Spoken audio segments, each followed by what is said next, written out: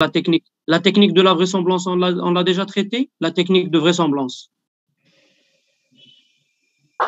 Non, pas encore. Hein? Non, monsieur, pas encore.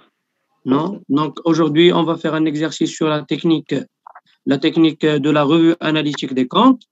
On va aussi bien expliquer et faire aussi bien un exercice sur la technique de vraisemblance. Et par la suite, on va clôturer par la technique de sondage. D'accord? C'est bon? Par la technique de sondage. Est-ce que c'est d'accord?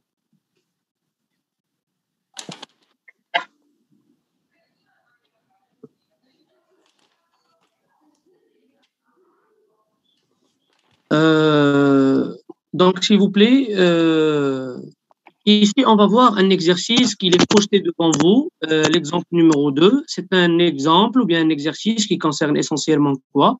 Qui concerne la revue analytique des comptes. Qu'est-ce que ça veut dire la technique de la revue analytique des comptes? La technique de la revue analytique des comptes, ça concerne essentiellement le rapprochement des comptes. Donc, d'accord, c'est bon. On doit rapprocher des comptes, rapprocher et vérifier les comptes. Par exemple, quand on veut s'assurer du bon imputation ou bien le bon enregistrement d'un compte, on s'assure d'un autre compte. Est-ce que c'est d'accord?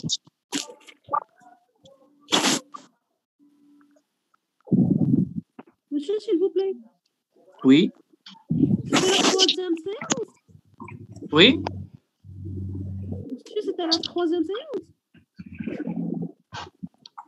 J'ai pas bien entendu.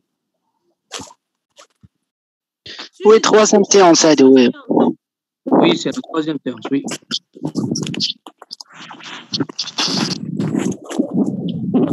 Puisque la dernière fois, on était s'arrêté sur les normes. Les quoi? Les normes, monsieur. Puisque la dernière séance, on a été s'arrêté sur l'exercice des normes. Ah, l'exercice des normes. Oui, c'est ça. On a traité la technique d'observation physique, etc. Oui, monsieur, oui. Oui, c'est ça, oui. La dernière fois, on a fait l'exercice des normes. Oui, c'est ça. Donc, maintenant, on va faire un exercice sur la revue analytique des comptes.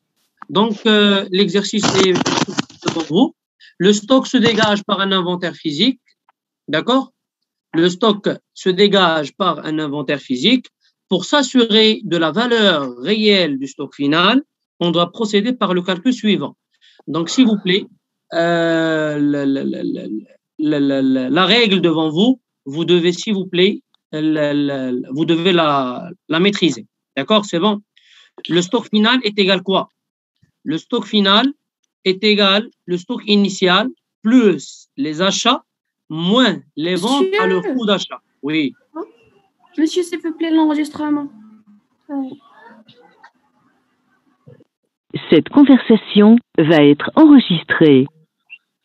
D'accord, c'est bon?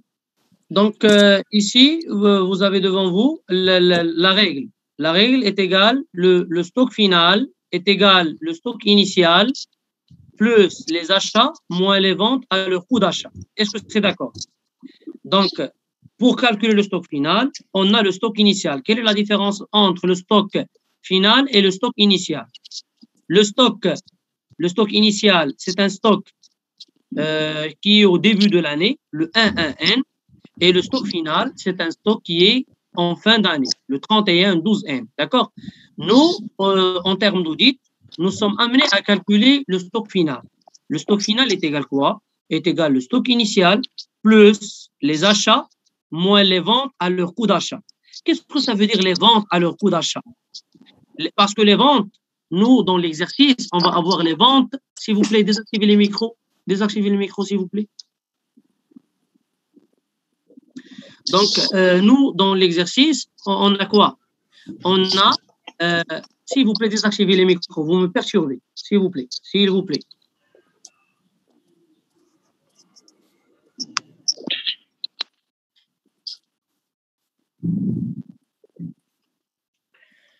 Nous, dans l'exercice, on va voir les ventes avec leur marge bénéficiaire. Donc, les ventes incluent la marge bénéficiaire. Donc, nous, en termes d'audit, nous sommes amenés à relever la marge bénéficiaire.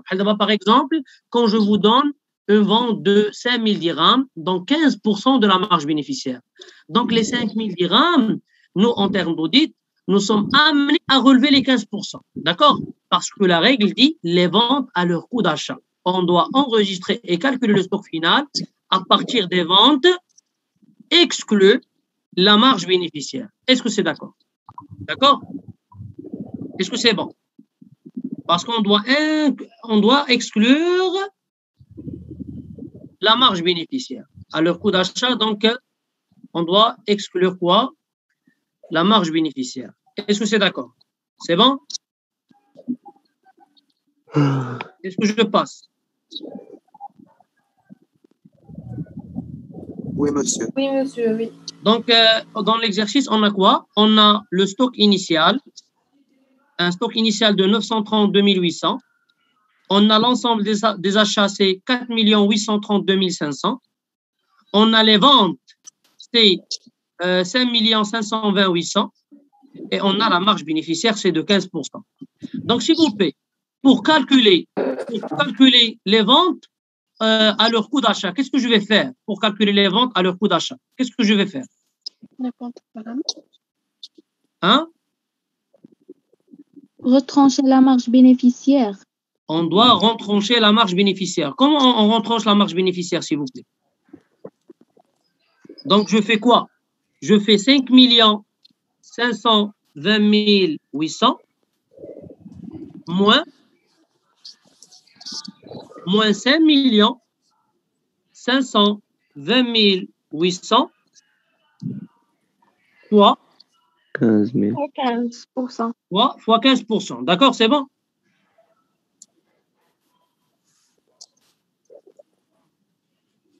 Donc, attendez, fois 15%.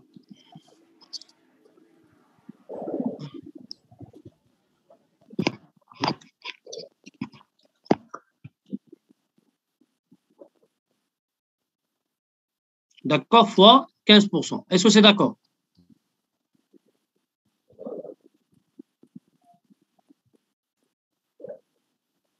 Fois le pourcentage. D'accord?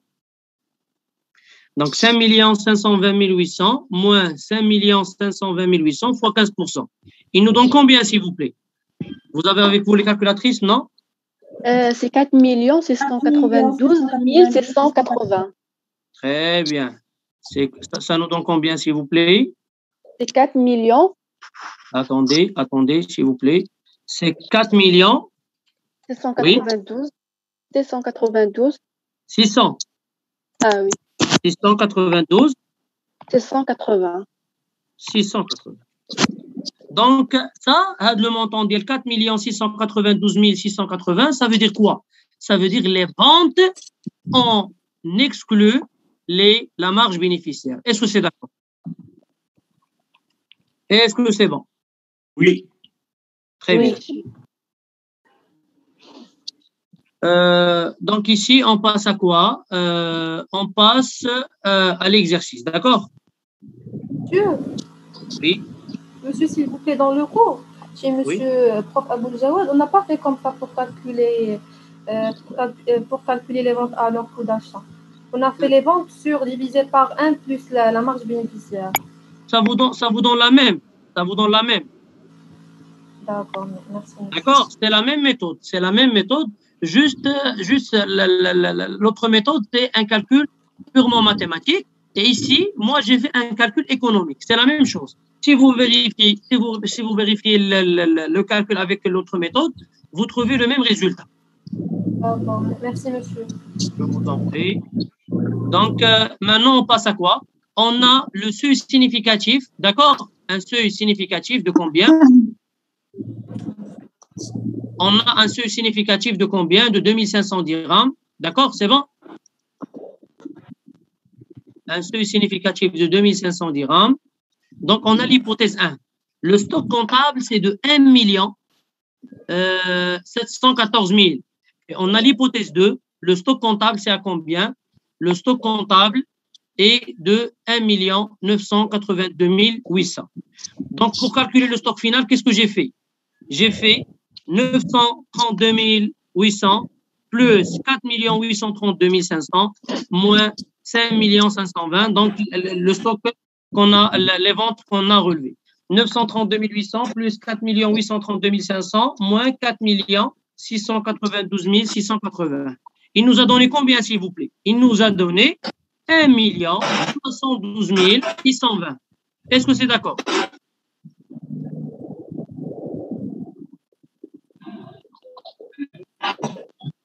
Est-ce que c'est bon? Oui, pourquoi non? ما في l'hypothèse. Hein? L'hypothèse. L'hypothèse, on n'a pas encore l'hypothèse. Ils nous ont donné quoi? Ils nous ont donné des stocks comptables. Nous, on calcule quoi? Nous, on calcule le stock final d'audit. C'est l'équipe d'audit. C'est l'équipe d'audit qui va calculer. C'est l'équipe d'audit qui va calculer le montant. D'accord, c'est bon?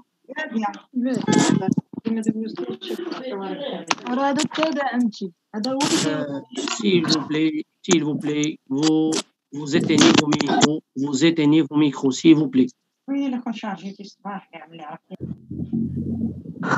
Vous éteignez vos micros, s'il vous plaît.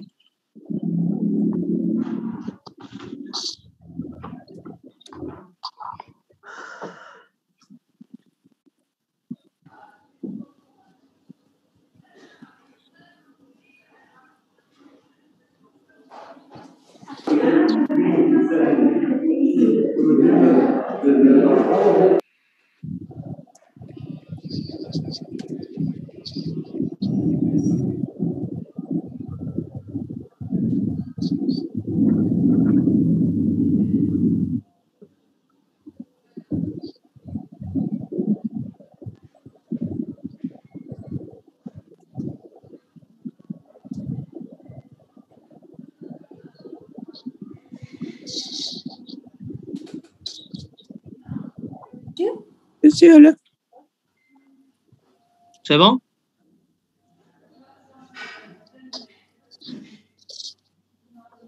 Les hypothèses, s'il vous plaît. Les hypothèses, ce sont des stocks comptables. C'est un stock comptable qui est donné par le service comptable de la société. C'est pas le stock d'audit. Le stock qu'on calcule, nous, avec la méthode du stock initial plus l'ensemble déjà ça, moins les ventes à leur coût d'achat, c'est le stock d'audit. D'accord? Les hypothèses, hypothèse 1 et hypothèse 2, ce sont les stocks comptables. Est-ce que c'est d'accord? D'accord? Ici, on a quoi? Ici, on a les stocks comptables. Le stock comptable de la société et l'hypothèse 2, c'est le stock comptable de la société. Est-ce que c'est d'accord? Et le stock final qu'on a calculé ici, ça veut dire quoi? C'est le stock d'audit. C'est le stock calculé par le service d'audit. Est-ce que c'est d'accord?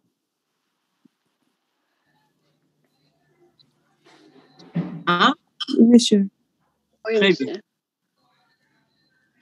Donc, on a un seuil de signification de 2500 dirhams. Qu'est-ce que ça veut dire, s'il vous plaît, le seuil de signification selon vous? Je l'ai déjà expliqué. Qu'est-ce que ça veut dire, le seuil de signification? Même si il est plus ou moins de cette marge, c'est pas grave. Oui, j'ai pas bien entendu, monsieur. C'est le seuil à partir duquel les failles ou bien les dysfonctionnements seraient significatifs ou pas? Voilà, oui. Donc, on a un seuil de 2500 dirhams. Si on a des risques qui dépassent les 2500 dirhams, donc, ça veut dire qu'ils sont des risques significatifs. Ce sont des risques qui vont impacter négativement l'exploitation de l'entreprise. Est-ce que c'est d'accord? Et si on a des risques inférieurs à 2500 dirhams, donc ça veut dire que l'entreprise ne va pas être impactée, mais l'entreprise sera amenée à les corriger pour ne pas les impacter par la suite négativement. D'accord?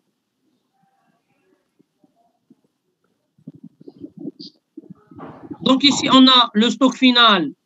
Ici, on a le stock final calculé par l'audit, c'est 1 72 620. On va partir à l'hypothèse numéro 1. Donc, qu'est-ce qu'on va faire? On va faire le stock final d'audit moins le stock final comptable. Donc, le stock final d'audit, c'est 1 72 620 moins 1 71 400. Donc, on a trouvé combien? C'est 1220. Est-ce que l'écart de 1220, il est supérieur au seuil significatif? Non. On a un seuil significatif de 2500 dirhams, mais l'écart calculé, c'est 1220. Est-ce que le risque, il est significatif? Hein? Non. Non, monsieur. Il n'est pas significatif. Est-ce que l'auditeur va certifier les comptes de la société ou non? Oui, monsieur. Il va certifier avec sans réserve. Sans réserve. Sans réserve. Sans réserve. Très bien. Donc ici, qu'est-ce que j'ai fait pour la recommandation? Donc le risque est inférieur par rapport au seuil de signification. L'auditeur va certifier les comptes sans réserve. D'accord? Donc ici, l'auditeur, il est amené à certifier les comptes sans réserve. Pourquoi? Pour quelle raison? C'est pour que la raison que l'écart calculé, qui est de 1220, il est inférieur par rapport au seuil de signification. Donc, l'entreprise ne va pas être impactée négativement. Est-ce que c'est d'accord? Monsieur, vous pouvez répéter, s'il te plaît? Donc, on a dit, on a calculé l'écart. L'écart, ça veut dire quoi? C'est l'écart entre le stock d'audit et le stock comptable. On a fait l'écart entre le stock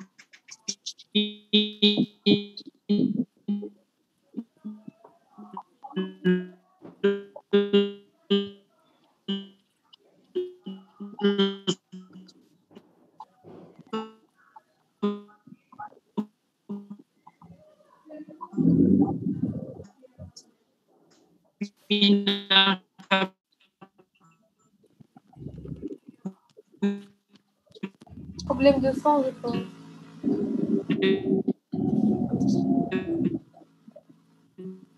Monsieur, on vous entend mal. Monsieur. Non, on vous entend pas.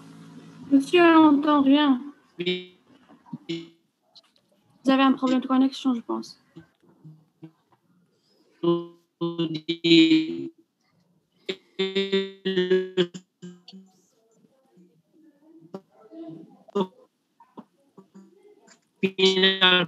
Monsieur, on n'entend rien. L'enregistrement a été interrompu.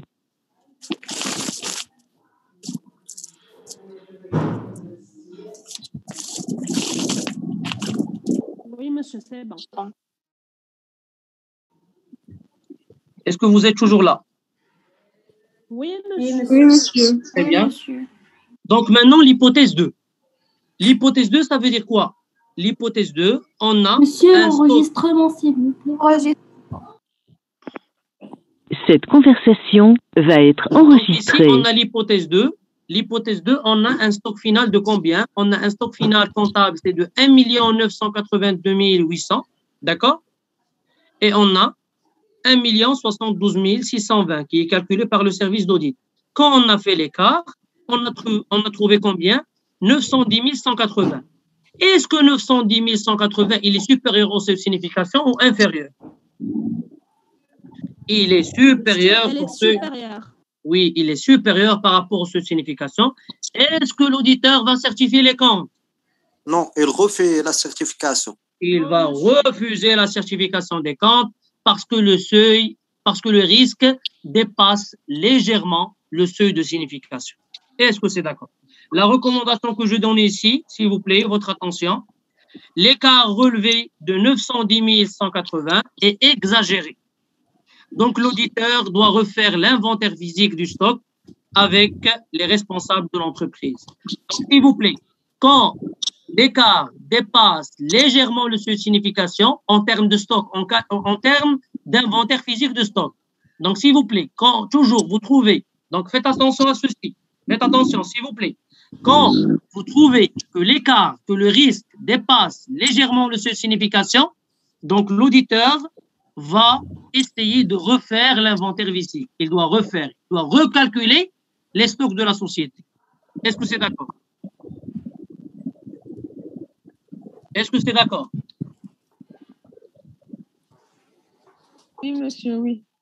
Donc maintenant, on passe à Monsieur, quoi? c'est compris. Très bien. Donc Monsieur. maintenant, oui. S'il y a un petit dépassement, on peut faire la certification avec réserve? Avec réserve, oui. Il y a un dépassement de 2000 dirhams, c'est pas grave. Avec réserve, on demande à la société de corriger l'anomalie et par la suite, on revient à la société pour savoir est-ce que la société a corrigé ou non. S'il a corrigé, on donne une certification sans réserve. S'il n'a pas corrigé, on refuse la certification. Monsieur, Oui. et si on trouve un dépassement comme ça qui est léger, on doit d'abord faire refaire le recalcul. Oui, avant de déclarer en foncier. Oui. Ou bien non, on va refaire l'inventaire physique avec les responsables de la société. On doit réclamer. On doit réclamer à l'administration ou bien au gérant de la société qu'on a trouvé un risque qui est significatif. Donc, on leur demande de recalculer avec nous. D'accord? D'accord, monsieur. Merci. Très bien. Donc, maintenant, on passe à l'autre technique. S'il vous plaît, désactivez les micros. Je vais les micros ouverts. S'il vous plaît, désactivez les micros.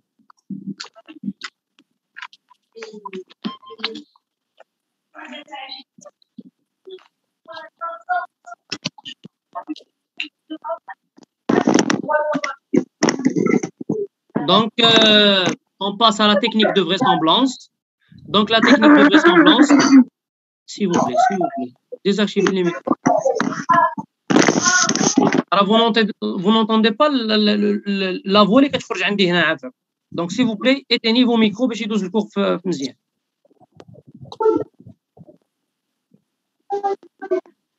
Donc, ici, on passe à la technique de contrôle de vraisemblance. Qu'est-ce que ça veut dire, la technique de vraisemblance? Donc, le contrôle des comptes de la société peut se faire en interne par des rapprochements des données comptables avec des données conservées.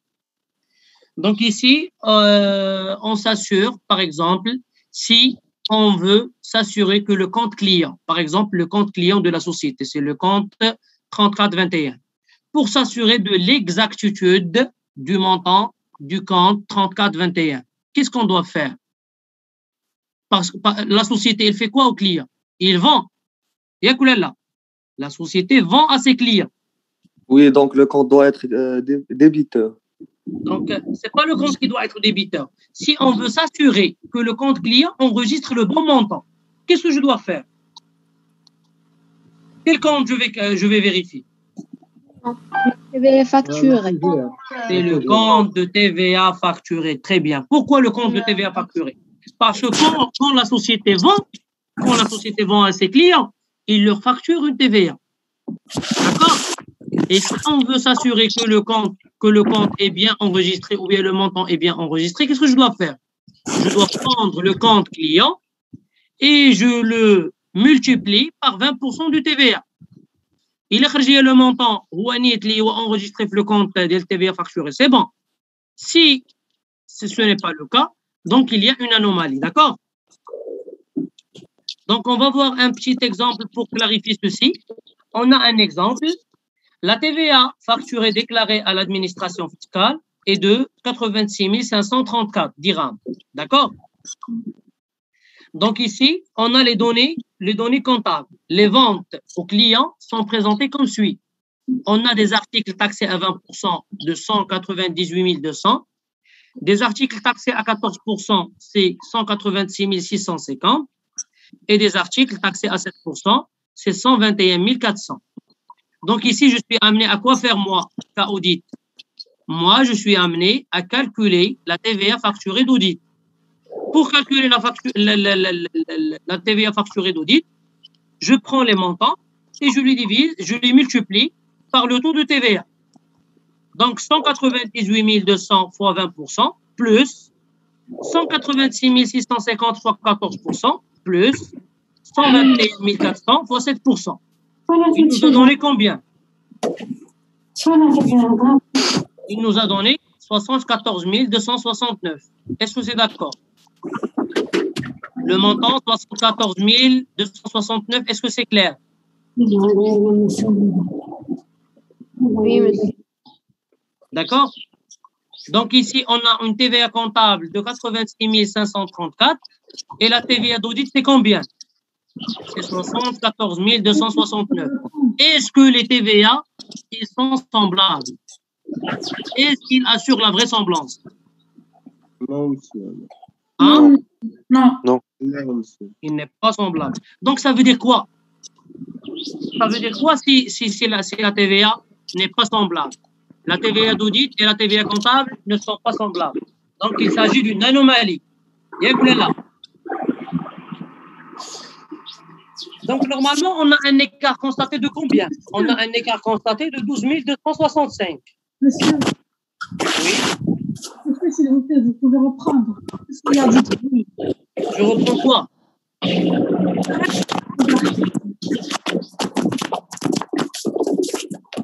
Les micros, s'il vous plaît, les micros.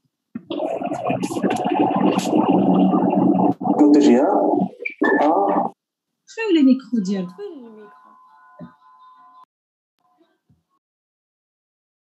Est-ce que c'est d'accord maintenant?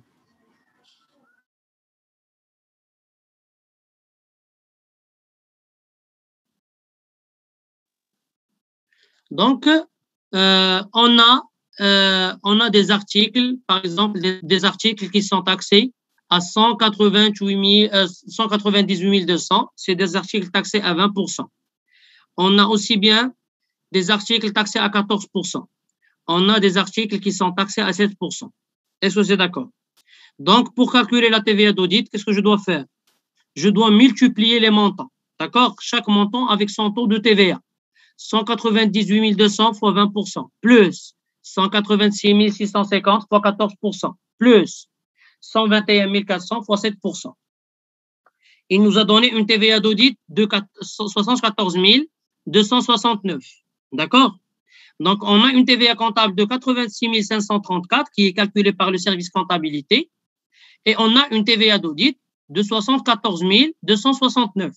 D'accord? Est-ce que les deux TVA sont semblables? Hein? Non, monsieur, non. Ils ne sont pas semblables.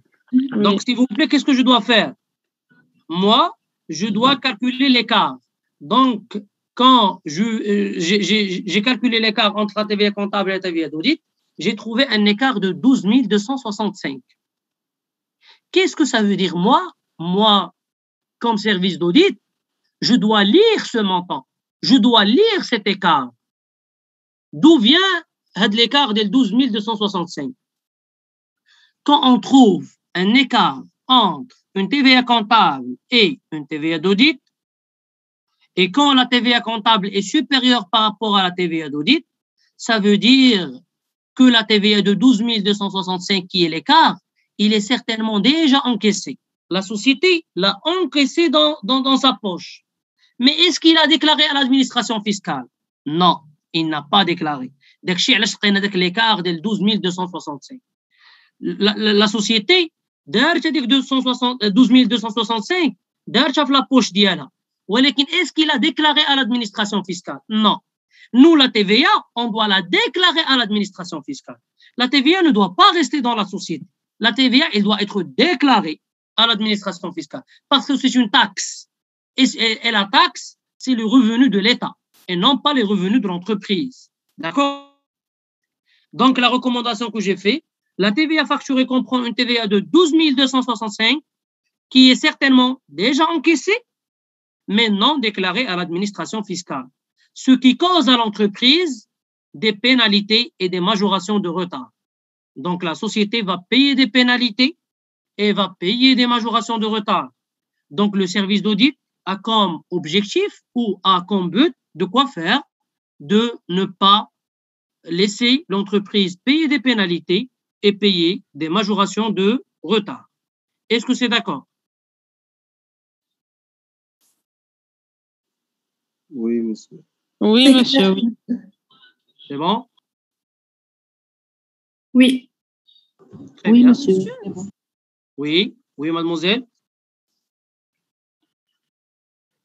Monsieur, les deux TVA non semblables, la TVA comptable et la TVA d'audit, ça veut dire ne sont pas identiques? Ne sont pas identiques. Oui, la vraisemblance, c'est qu'ils sont identiques. Et la non-vraisemblance, ça veut dire qu'ils ne sont pas identiques. D'accord, monsieur, merci beaucoup. Je vous en prie. Monsieur, Oui. qu'est-ce qu'on peut faire comme réclamation si la TVA en audit est supérieure à la TVA comptable? La TVA d'audit est supérieure?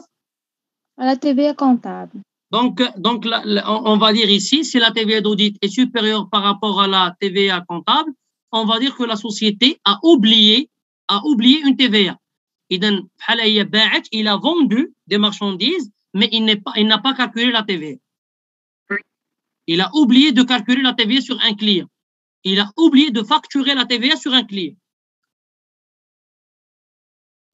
D'accord, merci, monsieur. Mais le cas, ce que vous trouvez généralement dans l'audit, c'est le cas qui est devant nous. On trouve que la TVA comptable est supérieure par rapport à la TVA d'audit. D'accord?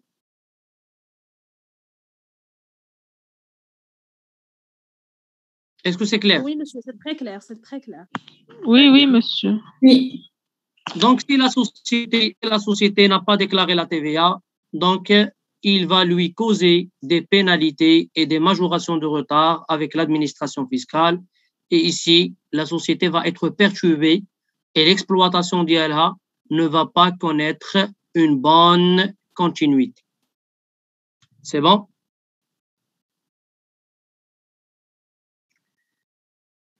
Donc, s'il vous plaît, cette séance, il lui reste 2 minutes. Donc, on va lancer la nouvelle réunion parce qu'il nous reste 2 minutes ici dans cette réunion. Parce qu'on va passer l'avant-dernière technique, c'est la technique de contrôle des tendances. D'accord, c'est bon? Donc, on va lancer un deuxième live. Donc, je vais vous envoyer le lien sur le groupe WhatsApp, TD Audit, et aussi bien sur Telegram. D'accord, c'est bon? D'accord, monsieur. Donc, on va arrêter ce live et on va démarrer un autre live dans 2 minutes, s'il vous plaît. 2 minutes, s'il vous plaît. Merci. D'accord, merci.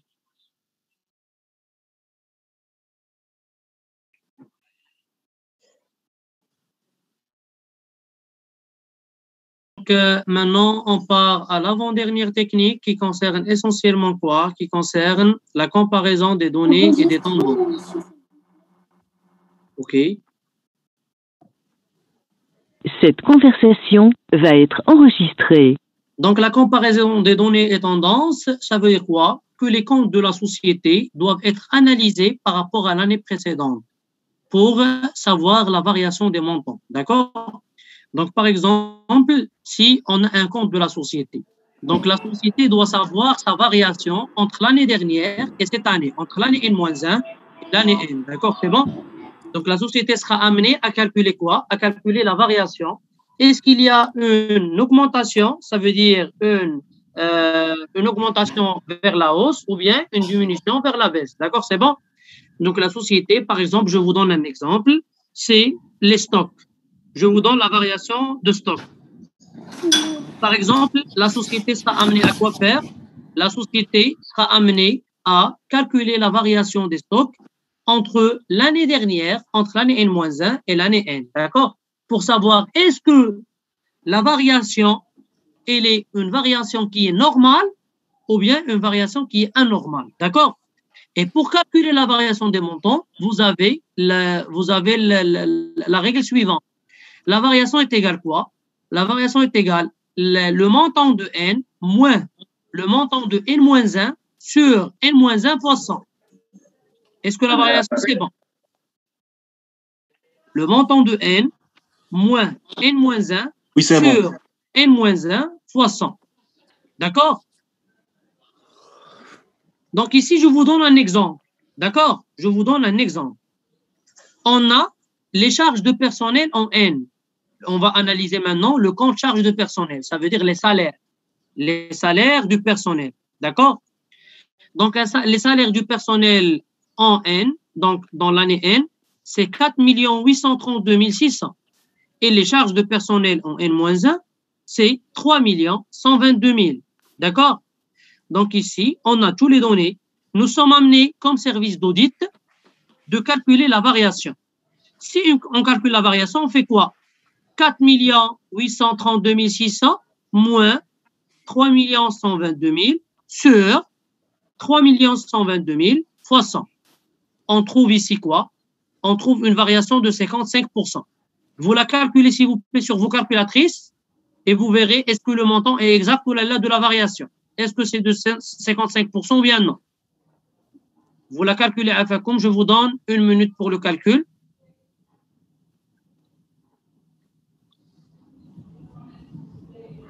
Donc, vous avez la règle ci-dessus. Donc, vous faites 4 832 600 moins 3 122 000 sur 3 122 000. Oui. C'est combien, mademoiselle? 54,79. Donc, c'est 55. D'accord, c'est bon? Donc, c'est proche à 55. Donc, on suppose... Très bien. Très bien. Donc, on suppose que la variation est de 55%. On a aussi bien ici deux hypothèses. Donc, les salaires ici dans N-1 et N ont augmenté de 55%. D'accord? Les salaires ont augmenté d'une variation de 55%. On a l'hypothèse numéro 1. L'hypothèse numéro 1 suppose une ouverture d'une seconde usine. Donc, la société a ouvert une autre usine. D'accord? Donc, si la société a ouvert une autre usine, donc c'est la hausse du salaire est normale. Donc, l'hypothèse 1, donc on a une augmentation de 55% qui est normale. D'accord? Est-ce que c'est d'accord? Oui, monsieur. Ici, on va justifier la hausse de 55% par quoi? On va justifier la hausse de 55% par l'ouverture d'une seconde usine. La société, l'année dernière, avait une seule usine et dans l'année N, la société a deux usines. Donc, l'augmentation du salaire, c'est normal. Donc, on n'a rien à faire. D'accord? On passe à l'hypothèse numéro 2. L'hypothèse numéro 2, on a l'effectif en chute. Donc, c'est la chose qui n'est pas normale, la chose qui nécessite un questionnement des responsables de la société, le gérant et surtout le gérant de la société. Parce que le gérant de la société, c'est lui qui engage la responsabilité civile et la responsabilité pénale, comme vous avez vu, droit des affaires. D'accord, c'est bon? Donc, l'effectif en chute. Si l'effectif il est en chute, est-ce que la variation de 55% est normale? Hein? J'attends votre réponse. Non, monsieur. Il n'est pas normal. Normalement, il doit se diminuer. Et la variation, on doit avoir une variation avec moins. Si on a trouvé moins 55%, c'est pas grave. Mais ici, on a trouvé une hausse de 55%. Donc, la chose qui n'est pas normale. D'accord? Donc, ici, qu'est-ce que je vais dire? L'observation, vous avez ici sur-dessous. L'auditeur doit porter un intérêt particulier. L'auditeur, on a l'effectif en chute et puis la variation, il est en hausse. Donc, c'est pas normal.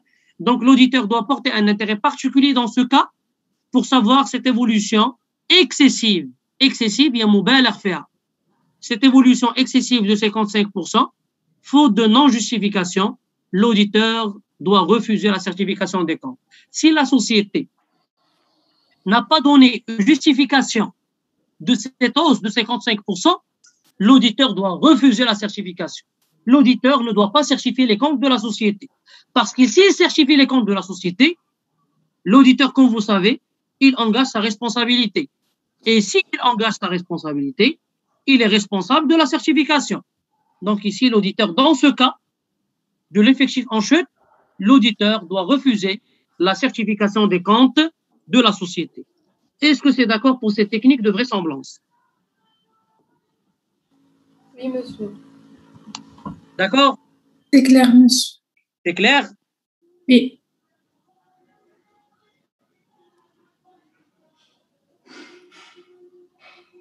Donc, on passe maintenant à la dernière technique.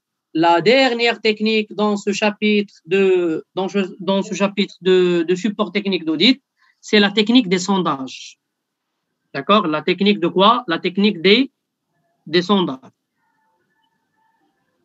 Donc, s'il vous plaît, nous, quand on veut auditer, par exemple, une section, je vous donne un exemple. Si je veux auditer la section client, par exemple, moi, je suis un auditeur chargé de quoi faire? Un auditeur chargé d'auditer la section client. Dans la société, est-ce qu'il y a un seul client?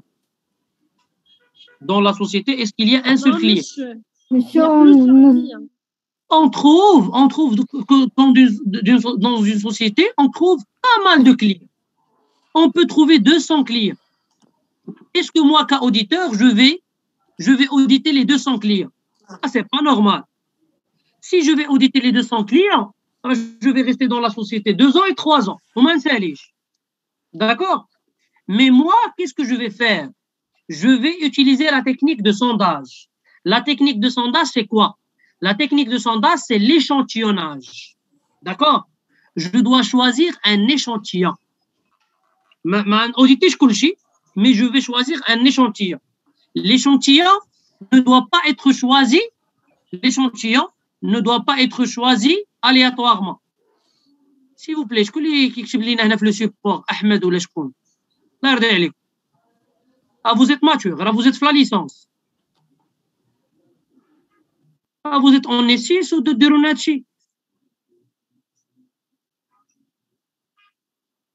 Donc, s'il vous plaît. Ici, qu'est-ce que j'ai dit? J'ai dit que l'échantillon doit être choisi avec une intelligence. L'auditeur doit être intelligent. D'accord? L'auditeur doit choisir avec une intelligence. Donc, l'auditeur doit être habile. Il doit choisir les importants clients. Et comment je vais choisir les clients avec une intelligence? Soit je vais choisir les clients qui ont des montants importants, avec qui la société elle a engagé des montants importants, aussi bien l'âge de la créance, d'accord? C'est l'âge de la créance, il est important. C'est bon? Ou bien, je choisis la technique de Pareto. Vous avez ici la technique Pareto. La technique Pareto, c'est la technique 20-80. Qu'est-ce que ça veut dire 20-80? Vous avez l'explication ici. 80% des clients réalisent 20% du chiffre d'affaires. Et vous avez aussi bien 20% des clients réalisent 80% du chiffre d'affaires. Selon vous, ici, on a deux cas. L'auditeur, il doit choisir qui va auditer. Quelle section il va auditer? Est-ce que les 80% des clients qui réalisent 20% du chiffre d'affaires ou bien 20% des clients qui vont réaliser 80% du chiffre d'affaires?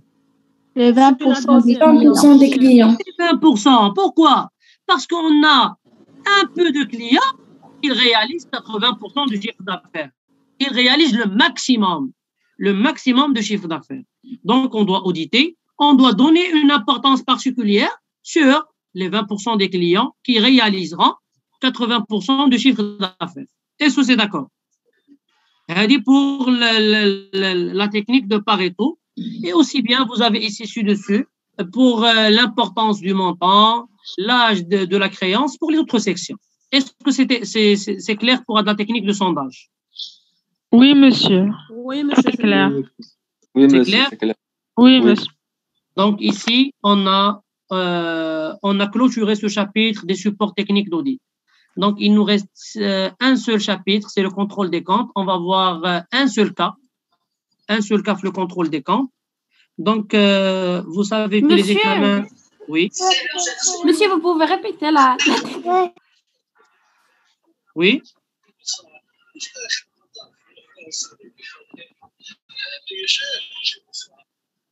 Donc ici, comme vous avez vu, donc on a clôturé le chapitre. Donc, vous savez que les examens débuteront le 10 juin. Yeah. Oui, monsieur, oui. Monsieur, la technique de Pareto, vous pouvez la répéter, monsieur? La technique de Pareto, qu'est-ce que ça veut dire? La technique de Pareto, c'est la technique 20-80. On a 80% des clients qui réaliseront 20% de chiffre d'affaires. Et aussi bien, on a 20% des clients qui réaliseront 80% du chiffre d'affaires. Donc, l'auditeur, quand il veut auditer cette section du client, qu'est-ce qu'il va choisir? Est-ce qu'il va choisir la première ou bien le premier scénario ou bien le deuxième scénario? Donc, l'auditeur ici, il doit choisir le deuxième scénario parce que seulement 20% des clients, ils réaliseront 80% du chiffre d'affaires. C'est le maximum. D'accord? Oui, monsieur, merci beaucoup. Monsieur, s'il vous plaît. Oui. Est-ce qu'on va pas avoir un exemple sur les techniques des sondages? La technique de quoi? Des sondages. Non, la technique de sondage, s'il vous plaît, vous devez la savoir. Vous devez savoir le principe. Il n'y a pas un exercice sur cette technique de sondage, d'accord? D'accord. Vous devez Monsieur, juste on savoir... peut dire Oui, monsieur? on peut dire sondage ou bien échantillonnage, n'est-ce pas? Mais le mot technique d'audit, c'est le sondage, ce n'est pas l'échantillonnage. D'accord? D'accord. La technique de sondage, c'est le choix d'un échantillon. D'accord? Le choix d'un échantillon qui est important. L'échantillonnage, c'est un cours. D'accord? Oui, monsieur, d'accord. On a technique, n'est-ce pas? Oui, oui, c'est ça. Monsieur, pouvez-vous nous envoyer ce document? Oui, d'accord, je vais les envoyer. Je vais envoyer ce document et aussi bien, nous allons faire, parce que dans l'examen, vous savez que l'examen, il est en format QCM, je l'ai dit la première fois. Et s'il vous plaît, vous faites une attention particulière à les chapitres. Le premier chapitre, le chapitre des généralités d'audit, la définition d'audit, les types d'audit, d'accord, c'est bon, l'intérêt, l'objectif de l'audit, d'accord, et aussi bien les normes d'audit, le chapitre des normes d'audit, c'est très, très, très important, et aussi bien ce chapitre des techniques, vous devez savoir, vous devez bien ficeler les techniques. Chaque technique, d'accord, c'est bon. Et le dernier chapitre, le contrôle interne. Vous devez savoir la définition du contrôle interne, quel est l'objectif du contrôle interne, d'accord, c'est bon. Et qu'est-ce que ça veut, les techniques qui le contrôle interne. Et aussi bien le dernier chapitre, c'est le contrôle des comptes. Vous devez savoir juste comment ça manipule le contrôle des comptes de la société, comment l'auditeur effectue le contrôle des comptes de la société. D'accord? D'accord, monsieur, mais on n'a pas corrigé l'application des normes. Non, on l'a corrigé. Non, monsieur. Non, monsieur. Pas encore, monsieur. On n'a pas corrigé l'application des normes. Non, monsieur. Donc la prochaine fois, je vais vous poster le corrigé. Je vais vous envoyer le corrigé, d'accord, c'est bon? Et comme ça, on va la corriger au fur et à mesure, d'accord? Donc il nous reste 2 séances d'audit, 2 séances de TD, 2 séances, d'accord? Oui. Il nous reste 2 séances. La séance prochaine, on va corriger les normes d'audit et on va clôturer le dernier chapitre, d'accord? Et la dernière séance qu'on va voir, c'est une révision générale sur le module d'audit. Et s'il y a des questions, pour bien les corriger et pour bien les expliquer, pour ne pas avoir des difficultés. Oui, oui. Pouvez-vous répéter toutes les techniques, s'il vous plaît? Les techniques, on a la technique d'observation physique, d'accord? La technique d'observation physique, c'est la première technique. La deuxième technique, c'est la circularisation ou bien la confirmation directe. La circularisation ou bien la confirmation directe. La troisième technique, c'est la revue analytique des comptes. La quatrième technique, c'est le contrôle de vraisemblance. Et la dernière technique, la technique suivante, c'est la comparaison des données et des tendances. Et la dernière technique, c'est la technique des sondages. D'accord? Monsieur? Oui. C'est quoi la différence entre le contrôle de vraisemblance et la revue analytique? La revue analytique des comptes, vous assurez est-ce qu'un montant, il est juste par rapport à un autre compte. D'accord? Oui. Mais la vraisemblance, on veut savoir est-ce que la TVA ou bien est-ce que le compte, il est vrai ou non. On recalcule le même compte. Un contre. D'accord? Ah, oui, monsieur, on fait pas... On calcule le même compte. D'accord? Très bien. La vraisemblance, on calcule le même compte et la revue analytique des comptes, on fait un rapprochement avec l'autre. D'accord? D'accord, monsieur, merci. Très bien. Est-ce que c'est d'accord, s'il vous plaît? Oui, monsieur, oui. Est-ce qu'il y a des questions avant de clôturer cette réunion, s'il vous plaît? Oui. Pour les méthodes d'audit, on ne va pas les faire. Quelle méthode? Les méthodes, monsieur, d'évaluation du contrôle interne. Non, le contrôle interne, s'il vous plaît, on va juste donner sa définition, son intérêt, d'accord? Parce que les méthodes du contrôle interne, c'est les flowcharts, et les flowcharts, Oui, ça nécessite un dessin, d'accord? D'accord, monsieur. Ça nécessite un dessin. مازال كنا au sein de la faculté كنديروا les TD تما في la faculté غيكون عندنا le tableau داكشي فين غنرسموا les dessins. Mais ici dans Zoom راه حتى la plateforme ENT ما عندناش accès ليها vu les circonstances de la crise sanitaire, donc ما كانش عندنا accès le ENT. Donc ici انتم كتشوفوا كنديروا les séances غير sur Zoom, d'accord? C'est bon? D'accord, monsieur. Monsieur. On n'a pas les méthodes d'audit dans l'examen. Non, dans l'examen, non. D'accord, merci beaucoup, monsieur. Vous allez avoir que la définition, vous pouvez avoir la définition du contrôle interne, quel est l'intérêt du contrôle interne, quels sont les objectifs du contrôle interne. Et mais le dessin des flowcharts, non. D'accord. Monsieur, oui. Pouvez-vous faire la correction d'examen de l'année dernière qui est sur QCM? Comme ça, on peut voir les questions, les difficultés qu'on va trouver. Oui, monsieur, s'il vous plaît. Oui, monsieur, si c'est possible, merci. Ok, je vais voir. Est-ce que je vais faire la question? Pour quand, monsieur? Hein?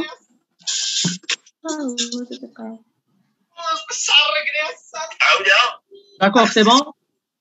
Monsieur, dans l'examen, on aura des exemples comme l'amortissement.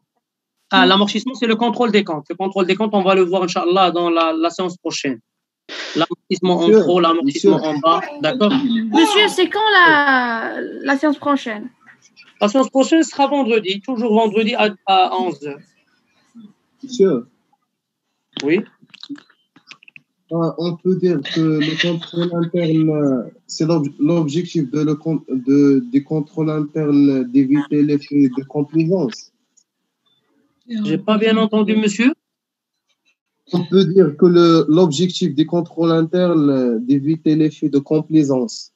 Oui, d'éviter les effets de complaisance, éviter les risques de détournement de fonds. D'accord, on va voir ceci. On va voir ceci à la séance prochaine, Inch'Allah. Monsieur. Oui. S'il vous plaît. La partie des procédures. Quand client achète la fourniture. Non, هادو هما اللي قلت لكم لي فلوشارت هما اللي ما كاينينش. D'accord, monsieur. La partie théorique, tu ما تكونش. Là, la partie théorique درنا le premier chapitre. درنا le deuxième chapitre des normes. D'accord? D'accord. Et la partie théorique. Est-ce que le contrôle interne, ça veut dire l'audit interne? Non. Le contrôle interne, ce sont des procédures en interne de la société. Ce n'est pas l'audit interne. Non, ce n'est pas ça. Donc, on va voir ceci. On va voir ceci, Inch'Allah, dans la séance. Monsieur, on peut faire d'autres applications numériques. Oui, on va faire des applications numériques, oui. Merci beaucoup. On n'a pas fait le contrôle interne chez M. Aboul Jawad. Hein?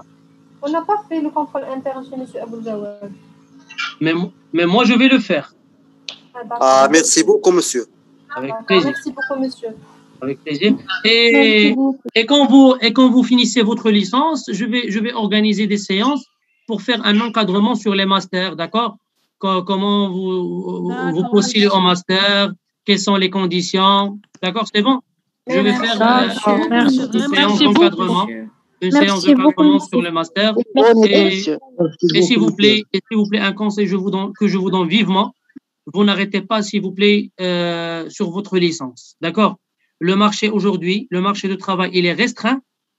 Donc, s'il vous plaît, continuez vos études. Donc, c'est un conseil que je donne à mes étudiants toujours. D'accord? Donc, s'il vous plaît, continuez vos études. Je vais vous orienter. Je resterai avec vous dans votre licence. Après votre licence, je serai à votre disposition. Chaque personne qui a besoin de moi, je suis à la faculté. Les mecs qui sont à la faculté, il a mon mail. Et c'est fait un mail. D'accord, c'est bon? Donc, je serai à votre disposition pour tout le monde. Merci beaucoup. D'accord, monsieur. Merci beaucoup. Avec un très grand plaisir et je vous souhaite un très bon courage. Un très bon courage. Merci, monsieur. Merci beaucoup, monsieur. Au revoir. Merci, au revoir. Jum'a Mubaraka. Bonne journée, monsieur.